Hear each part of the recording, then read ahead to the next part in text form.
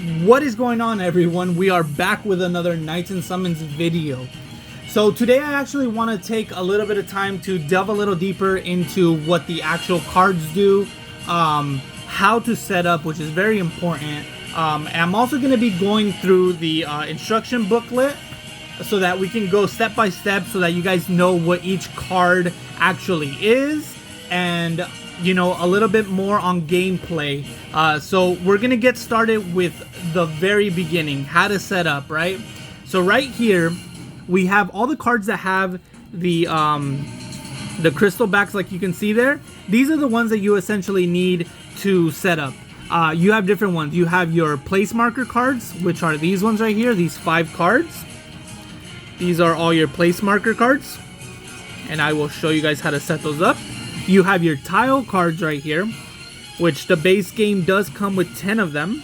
Okay, these are all your tile cards. Again, all have the same crystal back to them. I did sleeve them, but it's essentially all of those. Okay, then you have your boss monsters here. Again, needed to set up the game initially. Okay, those are all your boss monsters. And finally, your knights. And with that, you should be able to set up the entire game before drawing into cards. Okay, so let's get started. I'll put the knights aside, I'll put the boss monsters aside, I'll put the tile cards aside, and we start with the place markers. Now, I do have a playmat here, but you do not need a playmat. You can set these up anywhere on the table, however you'd like. Essentially, the only one that you would want to put at the beginning is obviously your start card, which you will put right over there. Support deck, let's just place it right there. Support discard, we can place it just right underneath it, right here. Monster deck, right up there. And monster discard right over here. Okay, now you take your tile cards right here, and you shuffle these up. Okay, you shuffle these up really well. So you shuffle these ones, okay, and then essentially what you do is you take so you can put as many tile cards as you want down. If you want a short game, which I will do for this particular moment, set down as many as you want. If you want a really short game, you only do 3 tiles. You only have to get through 3 tiles to get to the final boss monster. But let's go ahead and place down 4 tiles. Again, you can place all 10 down. And the beauty of the tile cards, I won't show what they are because we don't know what's down there, is that every single game will be completely different because you do not know what tile you will land on. Again, you can play with all 10. It'll just be a longer game. But for this, for the sake of keeping it all within frame, let's go ahead and do 4 tiles. And then you take your boss monsters here and you shuffle those ones up as well. Okay, then you take one of them and you put it at the very end there. Okay, and now you will take your knights and you shuffle these ones up. Okay, shuffle these ones up. Okay, and then you give yourself one and your opponent one. Now, you can play this game by yourself, but for the sake of this video, I will go ahead and just do a 2-player game. I will make another video in the future showing how you can play the game by yourself. But there you go. That is essentially the entire board setup. You have your start card at the beginning of the tiles. You have a place to put your support deck, a place to put your monster deck, which let's go ahead and do so now. You put your monster deck there. That is how you take your turns. And then you put your support deck right over here on the support deck pile. And that's the whole game setup, guys. Now you flip over your knight. Oh, we got my favorite one right there, the shiny dark knight. I'll put him right here. This is called my field. Again, trying to keep everything within frame, but essentially this will be spread out amongst the table. You know, you can play this in a huge table with up to 5 people and go on a full journey. But let me go ahead and flip my opponent, and he has the shiny Earth Knight right there. That is his field, and there you go, guys. Then what you do is you go ahead and take your tile cards and place them right over on the start tile. And now you go into the support deck and you hand each player 7 cards. 1, 2, 3. Oops, that shouldn't happen. But 4, 5, 6, 7. Okay, cool. And there we go. That is the entire game set up. Now we're ready to start. That easy to set up the actual game, guys. Okay, so let me go ahead and look at my cards real quick so that I can show you guys how to start the game.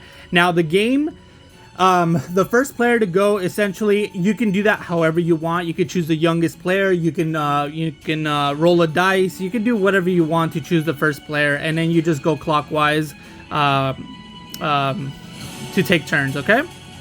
So here we go. Let's see what we got for our first hand. We got a dark sprite here, a summoner's hand, a light axe, an earth armor, a dark helmet. Oh my goodness, this is a remarkable first turn hand because it gives me so much to set up. Okay, for this sake, I'm gonna go ahead and go first, just for the sake of showing you guys how to play. You do take your turn, every single turn, by just drawing a card from the monster pile.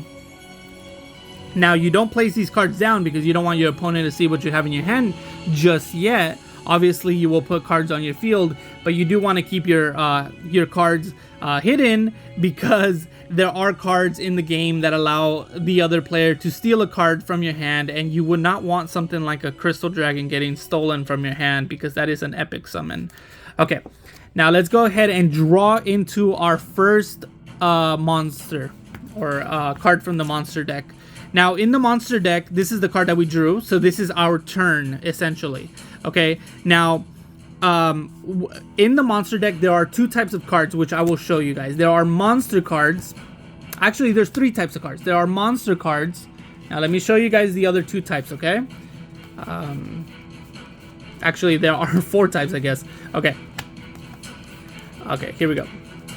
Actually, let's show you guys with this one. I want to show you guys the 4 types of cards as of right now in the base game that there is in the monster deck. Okay, there are regular monsters, as you can see here, distinguished by this symbol right here. Regular monsters.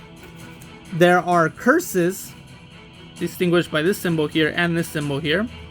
Okay, there are mini bosses within the monster deck, and then as of right now, there are mimics. Okay, mimics can be good or bad. You might have to battle them, or you might just get free prizes without having to do anything. Okay, those are the 4 cards in the monster deck as of right now. Okay, just doing that to show you guys. If you were to draw into a curse, all you do is apply the curse. Right here, this is a continuous curse, which means that it stays on your field. There is instant curses, which you just apply the curse and put it in the discard pile, draw 1 card from the support deck, and you end your turn. You do not move up a tile. You don't have the option to do so. So this curse would have said do 10 less damage in battle, so you would have kept that on your field, and you would every turn do 10 less damage until you were able to cure this curse, which there are cards that allow you to cure a curse.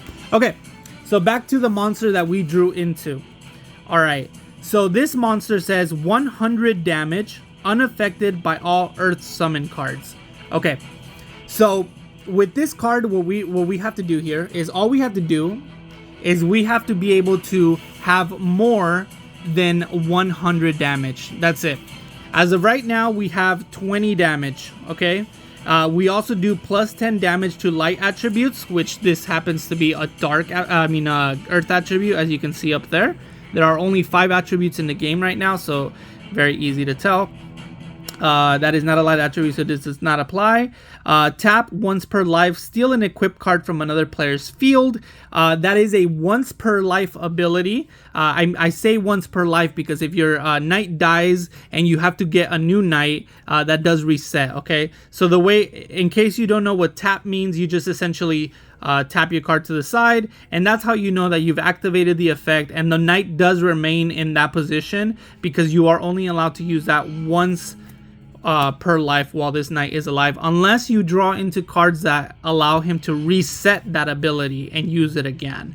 Now that, as you can imagine, that is a very good ability. That's why it's so powerful and you can only use it once, because imagine your opponent has a helmet or an armor that you want to steal. So you tap him, steal his armor, and now it's yours. Okay, so let's go ahead and try to build our knight powerful enough to defeat that 100 damage right there. Very simple. Okay, so what do we have on our hand? We have a summoner's hand. These are called crystal cards, which I will show you guys in the booklet in a little bit what each card actually is. This is just a little flavor text. Crystals contain powerful summons known as djinns that have no power to cause damage. Essentially, they don't have no damage here, but rather grant their user a powerful ability. Now, these cards right here, okay, the weapons, okay, these are equip cards, as you can tell there. These are all equip cards, okay? And then these are summon cards and crystal summons. Okay, so this is a summon card, a crystal summon, a summon, and these are all equip cards. Now, as you can tell here, it says two-handed. You have to imagine this as a real weapon. Okay, this is supposed to be a very heavy weapon. It is very powerful, 70 damage, opposed to the 20 damage for the one-handed weapon. Okay, now, if I had two swords in my hand, I could play two swords down. Okay, because you would be holding one with each hand, one-handed. Now, if I put down an axe, it is a two-handed weapon, meaning that I can only have that on the field and I cannot put this on the field because I cannot carry it. However, since we drew into a summoner's hand, this card says, while this card remains on your field, you can have equipped up to one single-handed weapon and one double-handed weapon. So this is a single-handed weapon, and that's a double-handed weapon. So as long as this card is on the field, okay, it is a continuous crystal. It is on the field. You can place it anywhere on your field. Now I can have both of these on the field. Okay, now here we go. We are currently at 70, 80, 90. Oh wait, remember this does have unaffected by all Earth summon cards. Okay, so Earth equip cards will still work on it, but Earth summon cards will not. However, we don't have any Earth summon cards on our field, on our hand, also known as your inventory. Okay, now we have 70 plus 20, that's 70, 80, 90, 100, 110. Okay, so we have enough damage to defeat Mr. Earth Toad right over here. And yeah, so now what happens is this one says that you get 2 prizes for defeating it. You do have to have more than the damage that it has here. So again, we do have 70, 80, 90, 100, 110. Okay, so we do defeat it. It goes over to the discard pile, as you can see there, the monster discard on top of our placeholder. And we do go into our 2 prizes. Now, prizes in the game can be awarded in any way you want. You can draw 2 cards from the support deck. You can move up 2 tiles, 1, 2, for your 2 prizes, or you can do 1 in 1. Okay, again, if the monster had more prizes to it after you defeat it, you can split that any way you want. For the sake of this tutorial, we will do 1 in 1. Again, you could split that however you want, but I'm gonna go ahead and draw. Actually, in the game, once you draw your card for your prize, your turn automatically ends. Okay, so you want to draw your card after you've moved up a tile. So I'm going to go ahead and move up a tile, okay, which flips over, and I will have to activate the effect on the tile. This tile says flip a coin. I'll show you guys. Let me see. This tile says flip a coin. If heads, reset your once per life ability. If tails, the player to your right resets their life ability. Now, there is certain tiles that will not apply because the effect won't apply. So in this case, I have not used my once per life ability, nor has my opponent. So it is irrelevant to flip a coin in this case. However, if that tile had been down over here later in the game, that would have been very, very important and very crucial, and could have been a complete game changer for either one of us, because If I had already used my very powerful effect, or if my opponent had already used a very powerful effect, it would have reset one of our abilities, and they could use it again.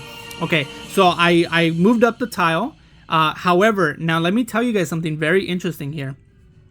Now that this tile has been flipped, the person behind it can now land on that tile and activate its effect. So that is how this game has so much strategy to it, right? Now my opponent knows that this reset ability is there, okay? So he can essentially try using his once per life ability, which is once per life, retrieve an equip card from the discard pile. Wow, that is very good. Okay, so he can essentially use his ability, okay, retrieve something from the discard pile that may get discarded, and then reset that for free if he lands on that, flips the coin, and gets his ability, especially if I haven't tapped yet. Because if I haven't tapped, then it's only a win-win situation. Either he flips a coin and he resets his ability, or he flips a coin, it lands on your opponent, resets it, but I'm already haven't used it, so okay, so now let me go ahead and draw my card for my second prize, and we have a light sprite. Okay, cool. 1 2 3 4 5. You always want to check that you don't have more than 10 cards in your hand, because then you do have to discard one, because you do you can only have 10 cards in your hand. That is amazing. Okay, so that will end my turn. Now everything, remember, once you draw your card for your prize, your turn automatically ends. You cannot place anything else down on the field, and it'll be my opponent's turn. Everything on my field remains on my field. Now guys, let me tell you something. Sometimes if you do not need to put something down on your field, you shouldn't, okay? Because check this out. I could have placed down my armor, and I could have also placed down my helmet, which would have made me much stronger, okay?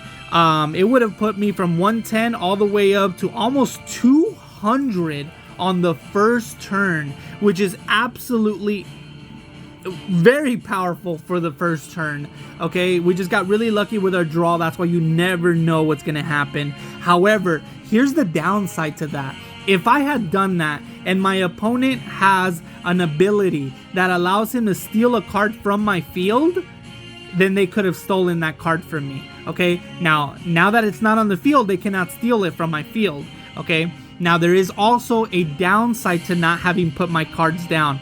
I cannot put cards on my field when it is not my turn. Okay, that is something that you cannot do in the game. Now the downside to that is that if my opponent were to draw, okay, from the monster deck into a mini boss, right, with 300 damage and 6 prizes, okay, I could have helped them defeat that monster and negotiated with him to get as many prizes as I could possibly get. So I could have told him, hey, I'll help you defeat that monster with the damage that I have on my field, okay, but I want 4 prizes. And now he could have taken that deal, or he could have rejected it. Up to him. If he had rejected it, he would have died and started with a new knight, and then his cards, he would have had to discard everything on his hand and draw only 5 new cards instead of 7. I will show you guys in another video what happens when you die, but